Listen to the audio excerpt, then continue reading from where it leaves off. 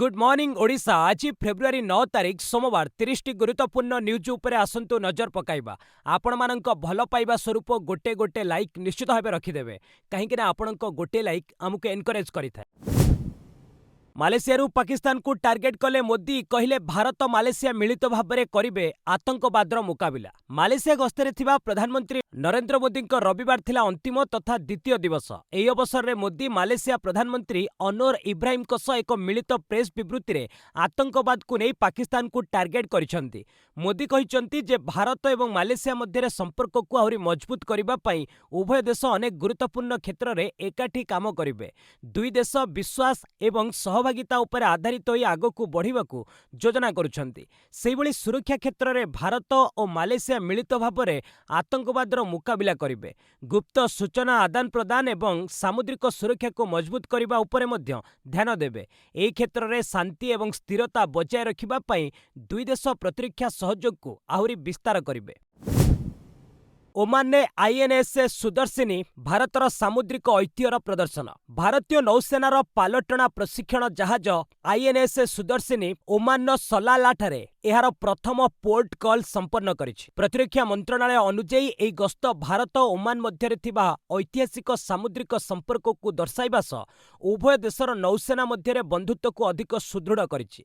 एही गस्त जहाजर 10 मासिया सुदूर समुद्र यात्रा लोकायन 26 एक गुरुत्वपूर्ण पर्याय। ए अभियान मुख्य उद्देश्य होछि समग्र विश्व में भारतर समृद्ध सामुद्रिक ऐतिह्य एवं वसुधैव कुटुंबकमर भावना को प्रदर्शित करबा। आईएनएस सुदर्शिनीर ए यात्रा अंतर्जातीय स्तर में भारतर सामुद्रिक सामर्थ्य और सांस्कृतिक मूल्यबोध को उपस्थापन करिबारे एक माइलखुंट साब्यस्त होइछि। एही पदक्षेप द्वारा दुई देश मध्य सामुद्रिक सहयोग आहुरी वृद्धि पाइब। सेशेल्स राष्ट्रपति पैट्रिक हर्मिनी नुआ दिल्ली गस्त। सेशेल्स राष्ट्रपति पैट्रिक हर्मिनी चेन्नई और मुंबई गस्त शेष कर नुआ दिल्ली में पहुंची। इंदिरा गांधी अंतर्जातीय विमान बंदर में केंद्र स्वास्थ्य और परिवार कल्याण राष्ट्रमंत्री अनुप्रिया पटेल तांकु स्वागत करिसेंती। नुआ दिल्ली आसिबा पूर्वरु से चेन्नई और मुंबई रे प्रशासन, शिल्प, उपकूल परिचालना एवं स्वास्थ्य क्षेत्रर प्रमुख अंशीदार मानक सह गुरुत्वपूर्ण आलोचना करथिले। भारत और सेशेल्स मध्य कूटनैतिक संपर्कर सुवर्ण जयंती अवसर में तांकर एही 5 दिनिया सरकारी गस्त अनुष्ठित होउछि। भारतर विजन महासागर एवं ग्लोबल साउथ प्रतिबद्धतार सेशेल्स एक प्रमुख सामुद्रिक पड़ोशी तथा गुरुत्वपूर्ण अंशीदार। एही गस्त द्वारा दुई देश मध्य थिबा बहुमुखी संपर्क अधिक सुदृढ़ हेबो बोली आशा करा जाउछि।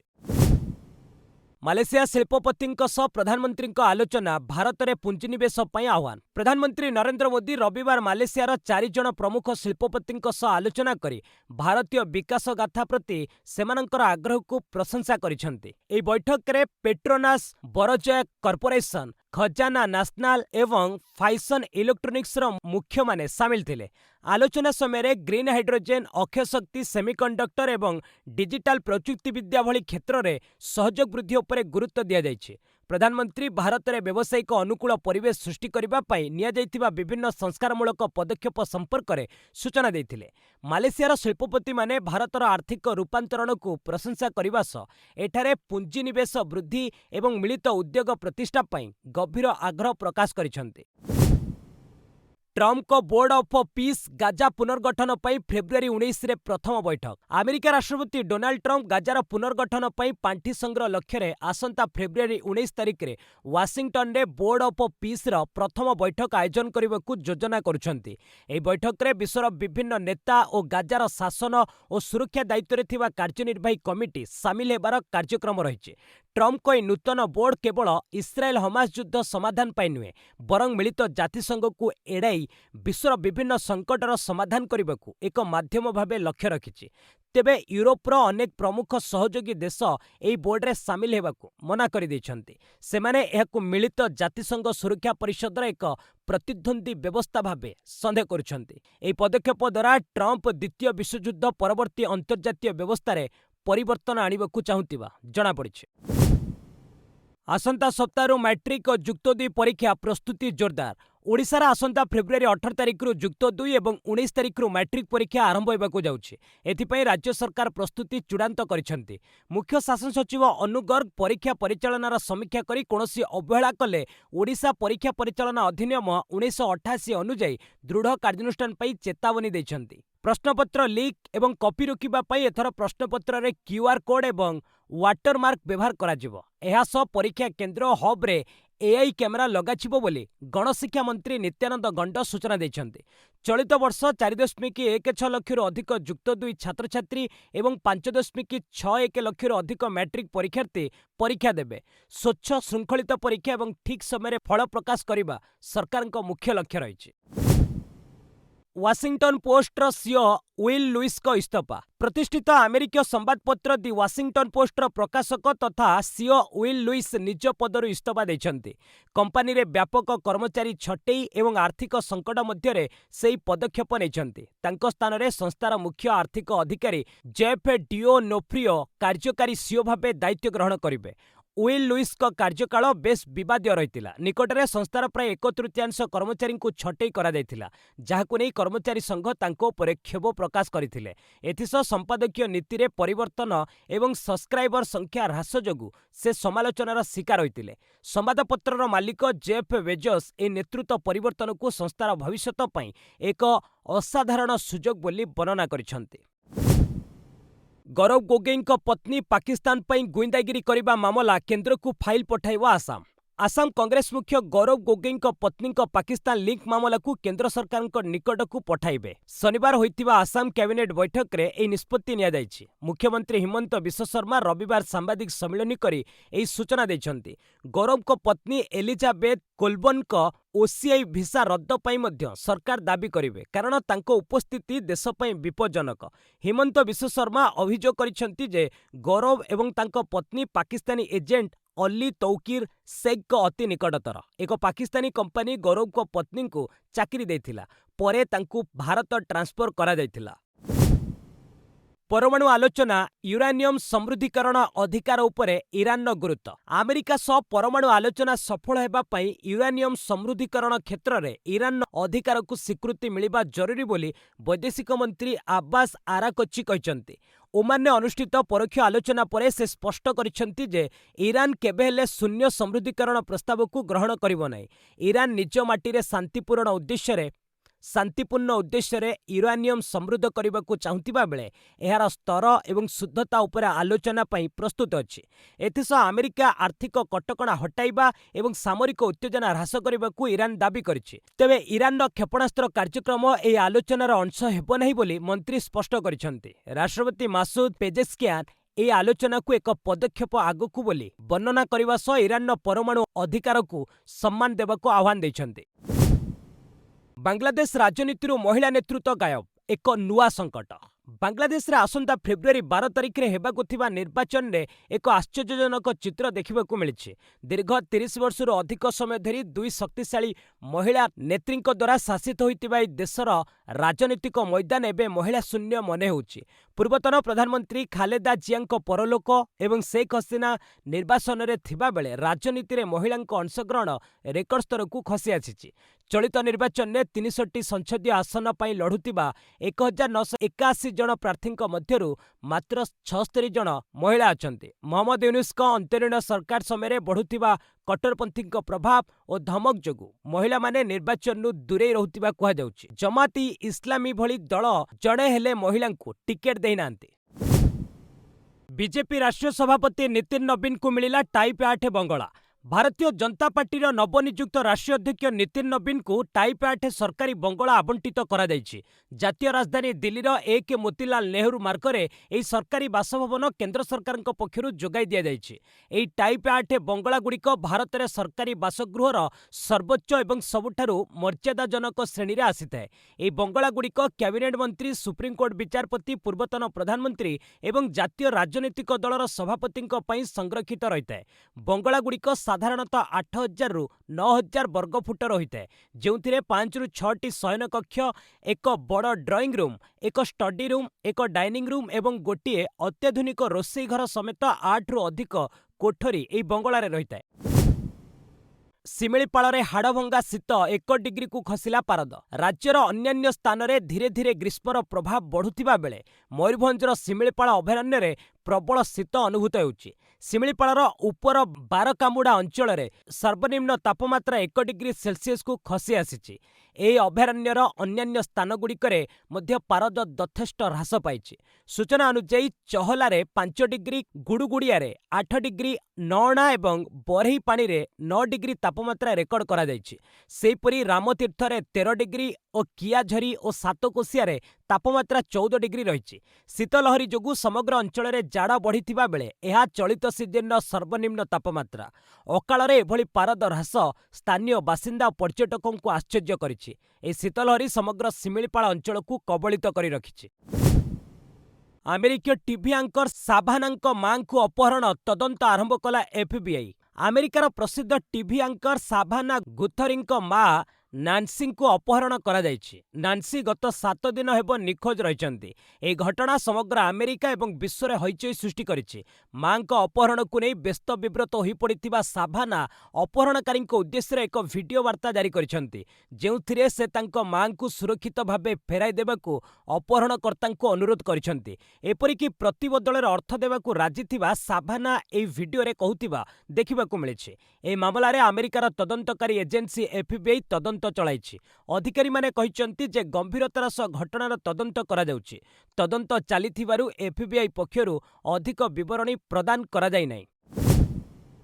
ରୁଷରେ ହଷ୍ଟେଲରେ ପଶି 4 ଜଣ ଭାରତୀୟ ଛାତ୍ରଙ୍କୁ ଛୁରୀରେ ଆକ୍ରମଣ। ରୁଷରେ ଏକ ଚିନ୍ତାଜନକ ଖବର ସାମ୍ନାକୁ ଆସିଛି। ବଶକୋର୍ତ୍ତସ୍ତାନ ଗଣରାଜ୍ୟର ଉଫାରେ ଏକ ମେଡିକାଲ ବିଶ୍ୱବିଦ୍ୟାଳୟରେ ଭୟଙ୍କର ଛୁରୀମାଡ଼ ଘଟଣା ସାମ୍ନାକୁ ଆସିଛି। ଏହି ଆକ୍ରମଣରେ 4 ଜଣ ଭାରତୀୟ ଛାତ୍ରଙ୍କ ସମେତ ଏକାଧିକ ଲୋକ ଆହତ ହୋଇଛନ୍ତି। ରୁଷରେ ଥିବା ଭାରତୀୟ ଦୂତାବାସ ପକ୍ଷରୁ ଏହି ଘଟଣା ସ୍ପଷ୍ଟ କରାଯାଇଛି। ରିପୋର୍ଟ ଅନୁଯାୟୀ ଗତକାଲି ଜଣେ 15 ବର୍ଷୀୟ ବାଳକ ଉଫାର ଷ୍ଟେଟ୍ ମେଡିକାଲ ବିଶ୍ୱବିଦ୍ୟାଳୟର କ୍ୟାମ୍ପସରେ ପ୍ରବେଶ କରିଥିଲା। ଏହାପରେ ବାଳକ ଜଣକ ସିଧାସଳଖ ଛାତ୍ରାବାସକୁ ଯାଇ ହଠାତ୍ ସେଠାରେ ଉପସ୍ଥିତ ଛାତ୍ରମାନଙ୍କୁ ଛୁରୀ ସାହାଯ୍ୟରେ ଆକ୍ରମଣ କରିଥିଲେ। ରୁଷ ଗୃହ ମନ୍ତ୍ରଣାଳୟ ଅନୁଯାୟୀ ଅଭିଯୁକ୍ତ ଜଣକ ଅନେକ ଛାତ୍ରଙ୍କୁ ଛୁରୀମାଡ଼ କରିଥିଲା। ଯେତେବେଳେ ପୁଲିସ ତାକୁ ଧରିବାକୁ ଚେଷ୍ଟା କରିଥିଲା, ବାଳକ ଜଣକ ପୁଲିସକୁ ମଧ୍ୟ ଆକ୍ରମଣ କରିବାକୁ ପଛାଇ ନଥିଲା। ତେବେ ପରବର୍ତ୍ତୀ ସମୟରେ ପୁଲିସ ତାକୁ କାବୁ କରିବାରେ ସଫଳ ହୋଇଥିଲା। ଅଭିଯୁକ୍ତ ଜଣକ ଏକ ନିଷିଦ୍ଧ ନାଜି ସଂଗଠନ ସହିତ ଜଡ଼ିତ ଥିବା ବୋଲି କୁହାଯାଉଛି। ତୁଷାରପାତ ଯୋଗୁଁ ଲଦାଖ କାଶ୍ମୀର ମଧ୍ୟରେ ଯୋଗାଯୋଗ ବିଚ୍ଛିନ୍ନ, କାର୍ଗିଲରେ ଯାତ୍ରୀଙ୍କୁ ଉଦ୍ଧାର କଲା ବାୟୁସେନା। ପ୍ରବଳ ତୁଷାରପାତ ଯୋଗୁଁ ଲଦାଖ ଏବଂ କାଶ୍ମୀର ମଧ୍ୟରେ ସଡ଼କ ପଥରେ ଯୋଗାଯୋଗ ବିଚ୍ଛିନ୍ନ ହୋଇଛି। ଫଳରେ କାର୍ଗିଲରୁ ଶ୍ରୀନଗରକୁ ଜରୁରୀ କାର୍ଯ୍ୟରେ ଆସିବାକୁ ଚାହୁଁଥିବା ଯାତ୍ରୀଙ୍କ ପାଇଁ ଏକ ସଦିଚ୍ଛା ଅଭିଯାନ ଆରମ୍ଭ କରାଯାଇଛି। ଭାରତୀୟ ବାୟୁସେନା, ବିମାନ ବନ୍ଦର କର୍ତ୍ତୃପକ୍ଷ ଏବଂ ସ୍ଥାନୀୟ ପ୍ରଶାସନ ଦ୍ୱାରା ଶ୍ରୀନଗର ଏବଂ କାର୍ଗିଲ ବିମାନ ବନ୍ଦର ଉଭୟ ପାର୍ଶ୍ୱରୁ ସଫଳତାର ସହ ଏହି ଅଭିଯାନ ଆରମ୍ଭ ହୋଇଛି। ଅଭିଯାନର ପ୍ରଥମ ଦିନରେ 29 ଜଣ ଯାତ୍ରୀଙ୍କୁ କାର୍ଗିଲରୁ ଶ୍ରୀନଗର ଏବଂ 53 ଜଣଙ୍କୁ ଶ୍ରୀନଗରରୁ କାର୍ଗିଲକୁ ପରିବହନ କରାଯାଇଥିଲା, ଯେଉଁଥିରେ ଅନେକ ଶିଶୁ ଅସୁସ୍ଥ ବ୍ୟକ୍ତି ସାମିଲ ଥିଲେ। କାର୍ଗିଲ ବିମାନ ବନ୍ଦରରେ ପ୍ରଥମ ଉଡ଼ାଣ ପହଞ୍ଚିବା ପରେ ଭାରତୀୟ ବାୟୁସେନା ପକ୍ଷରୁ ସମସ୍ତଙ୍କୁ ଭବ୍ୟ ସ୍ୱାଗତ କରାଯାଇଥିଲା। ଏହି AN-32 କାର୍ଗିଲ କୋରିଅର ସେବା କେବଳ ଶୀତ ଋତୁ ପାଇଁ କାର୍ଯ୍ୟ କରିଥାଏ। ଏହି ମାନବୀୟ କାର୍ଯ୍ୟ ଭାରତୀୟ ବାୟୁସେନା, ବିମାନ ବନ୍ଦର ପ୍ରାଧିକରଣ ଓ କେନ୍ଦ୍ରଶାସିତ ଅଞ୍ଚଳ ଜମ୍ମୁ କାଶ୍ମୀର ଓ ଲଦାଖ ମଧ୍ୟରେ ଏକ ସୁଗମ ସମନ୍ୱୟ ସୃଷ୍ଟି କରିଥାଏ। କୁକୁରମୁକ୍ତ ଗାଁ ନାଁରେ ହତ୍ୟା, ତେଲେଙ୍ଗାନାରେ 1600 କୁକୁରଙ୍କୁ ମାରିଲେଣି। ତେଲେଙ୍ଗାନା ଗାଁରେ ସୁନସାନ ଛାଇଯାଇଛି। ବାହାରରେ କେହି ଆସିଲେ ଆଉ କୁକୁର ଭୁକିବାର ଶବ୍ଦ ଶୁଭୁନାହିଁ। ରାଜ୍ୟର 6 ଜିଲ୍ଲାର 12ରୁ ଅଧିକ ଗ୍ରାମରେ ଏଭଳି ସ୍ଥିତି ଦେଖିବାକୁ ମିଳିଛି। ଚଳିତ ବର୍ଷ ପ୍ରାରମ୍ଭରୁ ଏପର୍ଯ୍ୟନ୍ତ ଏହି ସବୁ ଗ୍ରାମରେ 1600ରୁ ଅଧିକ ବୁଲା କୁକୁରଙ୍କୁ ହତ୍ୟା କରାଗଲାଣି। ଏହା କ୍ରମାଗତ ଭାବେ ବଢ଼ିବାରେ ମଧ୍ୟ ଲାଗିଛି। ସୂଚନା ଅନୁଯାୟୀ ଗାଁରେ କୁକୁର କାମୁଡ଼ିବା ମାମଲା ବୃଦ୍ଧି ପାଇବାରୁ ଡିସେମ୍ବରରେ ହୋଇଥିବା ପଞ୍ଚାୟତ ନିର୍ବାଚନରେ ଏହି ପ୍ରସଙ୍ଗ ଉଠାଯାଇଥିଲା। କିଛି ଜନପ୍ରତିନିଧି କୁକୁରମୁକ୍ତ ଗାଁର ସ୍ଲୋଗାନ ଦେଇଥିଲେ। ସେମାନେ ଜିତିବା ପରେ ବାହାରୁ କୁକୁର ଧରାଳିଙ୍କୁ ଡାକି ବିଷ ଇଞ୍ଜେକ୍ସନ ଦେଇ ହତ୍ୟା କରାଇଥିଲେ। ଏଥିପାଇଁ କୁକୁର ପିଛା 500 ଟଙ୍କା ଲେଖାଏଁ ଦିଆଯାଉଥିଲା। ମହାରାଷ୍ଟ୍ର ନିର୍ବାଚନରେ ନାବାଳକ ଭୋଟ ଦେଇଥିବା ଦାବି। ମହାରାଷ୍ଟ୍ର ଜିଲ୍ଲା ପରିଷଦ ନିର୍ବାଚନରେ ନାବାଳକ ଭୋଟ ଦେଇଥିବା ମାମଲା ସାମ୍ନାକୁ ଆସିଛି। ସୋଲାପୁର ଏବଂ ଛତ୍ରପତି ସମ୍ଭାଜୀନଗର ଜିଲ୍ଲାରେ ମତଦାନ କେନ୍ଦ୍ର ଭିତରକୁ ନାବାଳକ ଯାଇଥିବା ଦେଖାଯାଇଛି।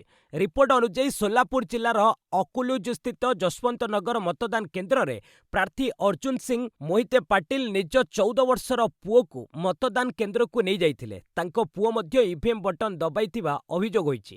ଅନ୍ୟପଟେ ଛତ୍ରପତି ସମ୍ଭାଜୀ शिवाजीनगर जिल्लार शिवसेना विधायक निज नाबालिका पुओकु मतदान केन्द्रକୁ ନେଇଯାଇଥିଲେ। ଏଠାରେ ଉଭୟ ହାତରେ ସାହି ମାରି ଭୋଟ ଦେଇଥିଲେ। ଏ ବିଷୟରେ ପଚାରିବାରୁ ପୁଅକୁ ଭୋଟ ପ୍ରକ୍ରିୟା ଦେଖାଇବାକୁ ନେଇଥିବା କହିଥିଲେ। इमिग्रेशन एजेन्सी सह गुगल चुक्ति को कर्मचारी विरोध। अमेरिकार इमिग्रेशन एजेन्सी सह गुगल व्यापक सहभागिता को विरोध करी कंपानीर प्राय 1000 कर्मचारी एक खोला चिठी लिखिछन्ति। कर्मचारी अभियोग अनुसार गुगल क्लाउड एवं एआई प्रजुक्ति विद्या को प्रवासी मानक उपरे नजर रखिबा एवं दमनमूलक कार्य पई व्यवहार करा जाउछि। एई चिठी रे कर्मचारी माने कंपनी को समस्त सरकारी चुक्ति सार्वजनीन करबाकू एवं एई एजेन्सी गुड़िक सह संपर्क छिन्न करबाकू दाबी करिसन्ति। निकटरे अमेरिकार घटिथिबा किछि हिंसात्मक घटना को नै सेमाने चिंता प्रकट करिसन्ति। केवल गूगल नुहे अमेजन और माइक्रोसॉफ्ट भली प्रतिष्ठित कंपनीर कर्मचारी माने मध्य समान दाबी उपस्थापन करिसन्ति। गूगल पूर्वरु 2018 रे कर्मचारी प्रबल विरोध जोगु प्रोजेक्ट मेभेन नामक एक सामरिक प्रकल्परू ओहरी जाइथिला। एही पदक्षेप टेक जगत रे कंपनी गुड़िकर नैतिक दायित्व को नै एक बड़ वितर्क सृष्टि करिछि। आरएसएस कार्यक्रम में सलमान खान को उपस्थिति को नहीं ताच्छल्य कले संजय राउत। आरएसएस रो 100तम वार्षिकी उपलक्षे गतकाली संघ चालक मोहन भागवत को 2 दिनिया वक्तृता कार्यक्रम आयोजित होइतिला। एही कार्यक्रम में बॉलीवुड अभिनेता सलमान खान जोग देइथिले। आरएसएस कार्यक्रम में सलमान को उपस्थिति एबे राजनैतिक वितर्क सृष्टि करिछि।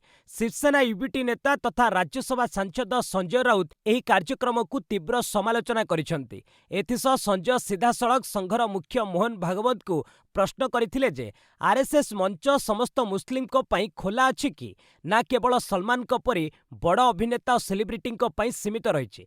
केवल लोकप्रियता और भिड़ सृष्टि करबा लागि सलमान को निमंत्रण करा जाइछि। वर्तमान देश रे हिंदू और मुस्लिम संप्रदाय मध्य जो उत्तेजना और विभाजन देखा जाइछि सेथिरे आरएसएस रो भूमिका को नै सर्वदा प्रश्न उठिछि बोली संजय ताच्छल्य करी कहिसंति।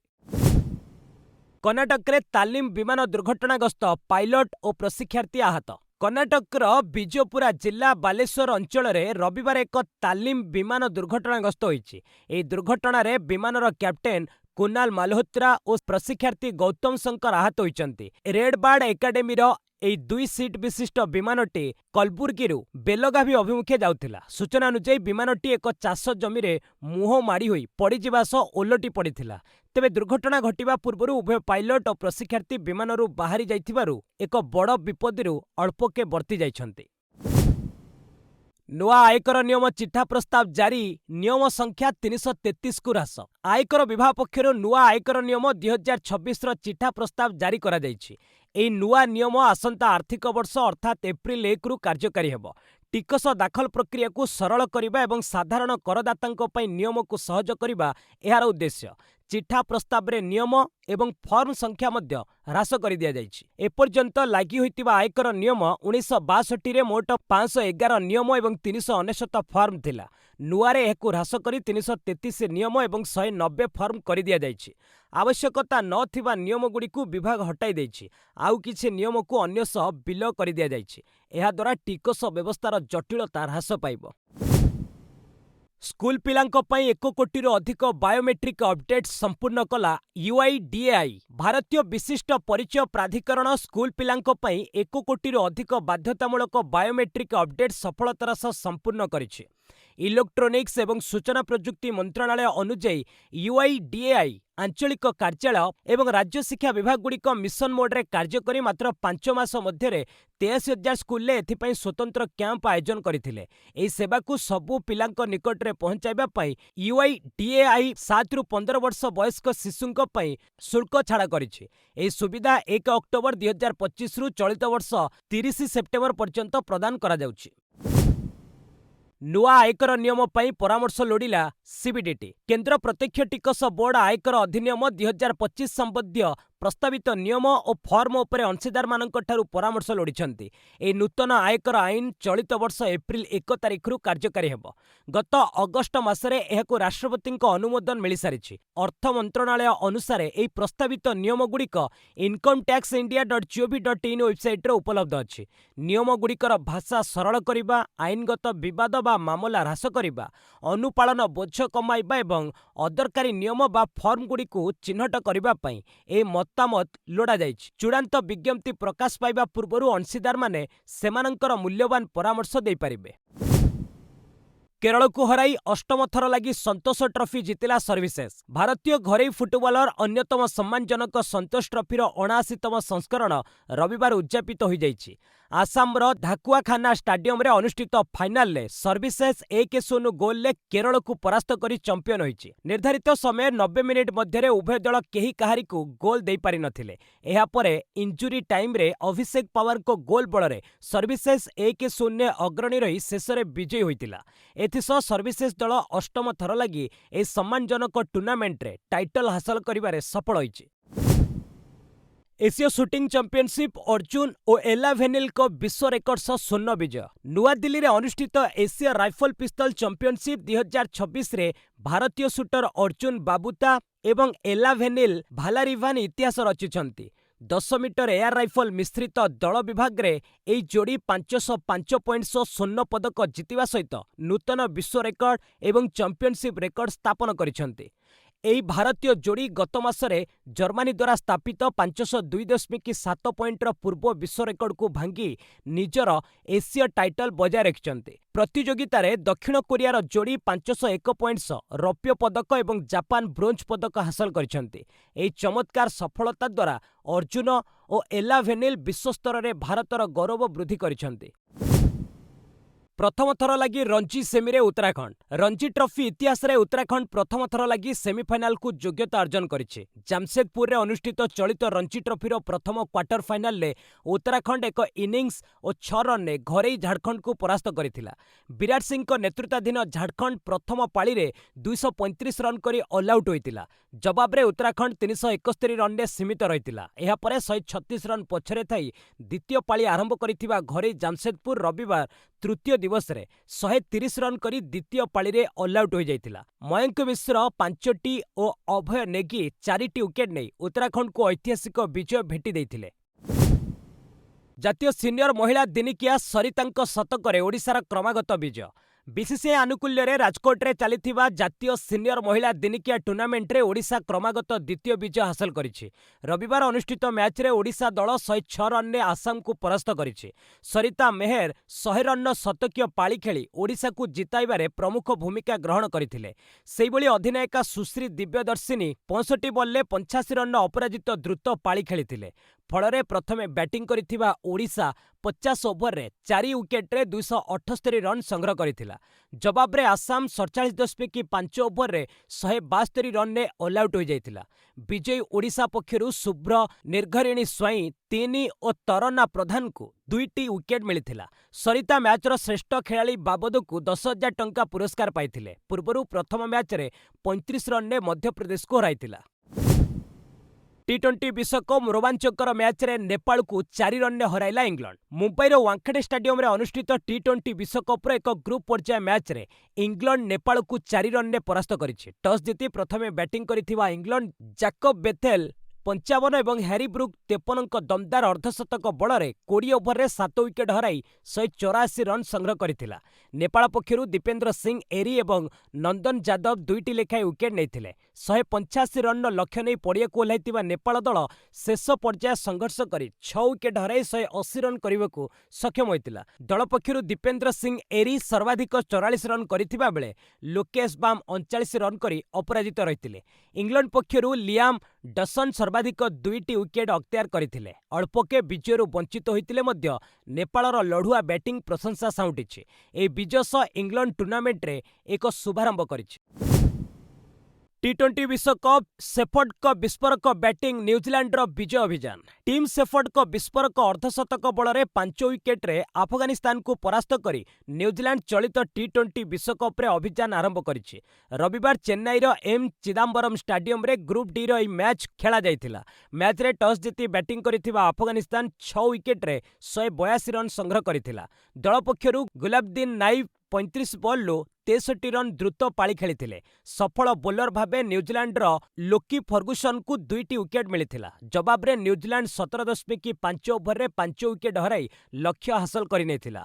ओपनर टीम शेफर्ड 42 बॉल ले सर्वाधिक 65 रन करिथिले। अन्यमानक मध्यरे Glenn Phillips 42, Mark Chapman 28, Daryl Mitchell अपराजित 25 रन करिथिले। विजय सह न्यूजीलैंड 2 पॉइंट पाई खाता खोलिछि।